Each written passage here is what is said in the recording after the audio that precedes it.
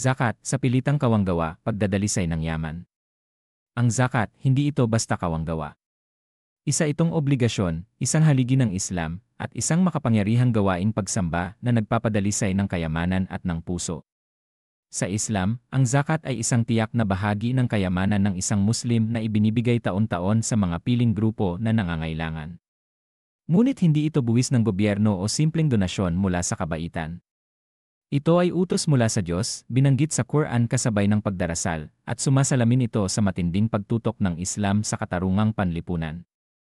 Sabi sa Quran, Innal ladhina amanu wa 'amilus salihati wa aqamus salata wa atawuz zakata lahum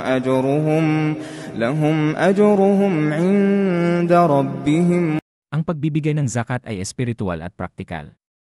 Pinadadalisay nito ang kaluluwa ng nagbibigay mula sa kasakiman at pagiging makasarili, at pinapawin nito ang paghihirap ng tumatanggap, binabawasan ang inggit at binubuo ang tiwala at pagkakaisa sa komunidad.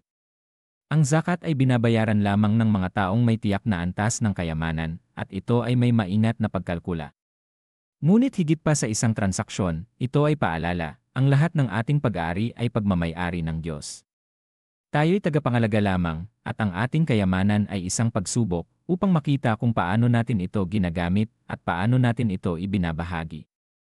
Sabi ng Diyos sa Quran, وَرَفَعَ بَعْضَكُمْ فَوْقَ بَعْضٍ دَرَجَاتٍ لِيَبْلُوَكُمْ فِيمَا آتَاكُمْ. Sa pamamagitan ng zakat, umiikot ang kayamanan. Natutugunan ang mga pangangailangan. Nababawasan ang hindi pagkakapantay-pantay.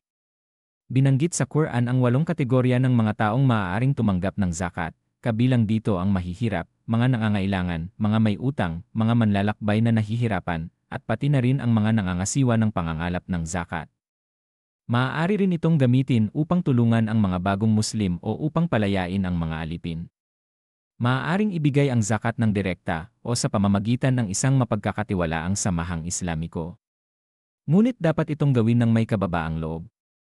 Walang pagyayabang, walang paghanap ng papuri, tanging alang-alang lamang sa Diyos. Ayon sa itinuro ni Propeta Muhammad, sumakanya nawa ang kapayapaan, ang kawanggawa ay panangga laban sa kapahamakan, at ang lihim na pagbibigay ay mas malaking gantimpala. Ang zakat ay higit pa sa usaping pangkabuhayan. Ito ay habag na isinasagawa. Ito ay katarungan. Ito ay pagdadalisay. At ito ay isa sa maraming paraan ng Islam upang ipaalala sa atin na sa pagbibigay, tayo ay lumalago, espiritual at panlipunan. مثل الذين ينفقون أموالهم في سبيل الله كمثل حبة أنبتت